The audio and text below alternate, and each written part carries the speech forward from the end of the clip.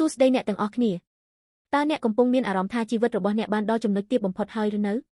ប្រសិនបើអ្នកមានអារម្មណ៍អស់សង្ឃឹមគិតថាខ្ញុំមិនអាចស្លាប់បែបនេះបានទេប៉ុន្តែខ្ញុំមិនដឹងថាត្រូវធ្វើអ្វីទេនោះរឿងរ៉ាវនៃជនឃ្លង4នាក់នៅក្នុងសៀវភៅពីពង្សាវតារស័ក្តិ7:3នឹងផ្ដល់ការបំផុសគំនិតដល់អ្នកពួកគេស្ថិតនៅក្នុងស្រទាប់ទាបបំផុតនៃសង្គមត្រូវបានគេបដិសេធនិងចាត់ទុកជាមនុស្សបាបហើយកំពុងស្លាប់ដោយអត់ឃ្លាននៅខាងក្រៅទីក្រុងពួកគេបាននិយាយថាហេតុអ្វីយើងត្រូវអង្គុយនៅទីនេះរហូតស្លាប់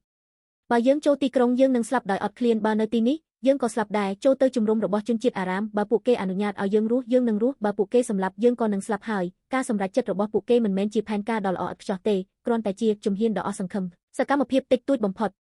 នៅពេលដែលពួកគេចាក់ចេញពីកន្លែងអស់សង្ឃឹមហើយដើរឆ្ពោះទៅកាន់ជំរំស្រូវអ្វីមួយដ៏អស្ចារ្យបានកើតឡើងជនជាតិអារ៉ាមបានរៀបសម្លេងឧទ្ទេសសេះនិងកងទ័ពដ៏ធំមួយហើយបានរត់ភៀសខ្លួនទៅដោយភ័យខ្លាចទុកចោលនៅអាហារសម្លៀកបំពាក់និងលុយជំហានប្រឈមនឹងសេចក្តីស្លាប់របស់ជនភៀសខ្លួនទាំង4នេះបាននាំទៅរកឱកាសដែលមិននឹកស្មានដល់ជាការលោតផ្លោះកង់តិច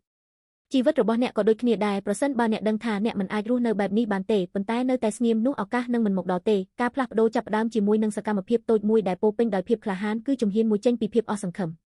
រឿងនេះភ្ជាប់ជាមួយជីវិតរបស់យើងយ៉ាងជ្រាលជ្រៅជនឃ្លងទាំងនេះតំណាងឲ្យយើងទាំងអស់គ្នាត្រូវបានបំបែកខាងវិញ្ញាណពីព្រះដោយសារអំពើបាបប៉ុន្តែព្រះយេស៊ូវបានមករកយើងទ្រង់បានចាក់ចេញពីបល្ល័ង្កនៃសេរីរុងរឿងដែលមានសុវត្ថិភាពហើយបានទៅកាន់ជំរំស្រូវនៃឈើឆ្កាងដែលយើងជាមនុស្សបាបសមនឹងស្លាប់ព្រះយេស៊ូវបានក្លាយជាអ្នកមិនបរិសុទ្ធសម្រាប់អ្នកមិនបរិសុទ្ធសុគតដើម្បីផ្ដល់ជីវិតអស់កលឹបជានិច្ចដល់យើងប៉ុន្តែរឿងនេះមិនបញ្ចប់ទេទ្រង់បានយកឈ្នះលើបន្ទាយចុងក្រោយនៃអំពើបាបនិងសេចក្តីស្លាប់ភ្នោហើយបានរស់ឡើងវិញដោយជំរំអារ៉ាម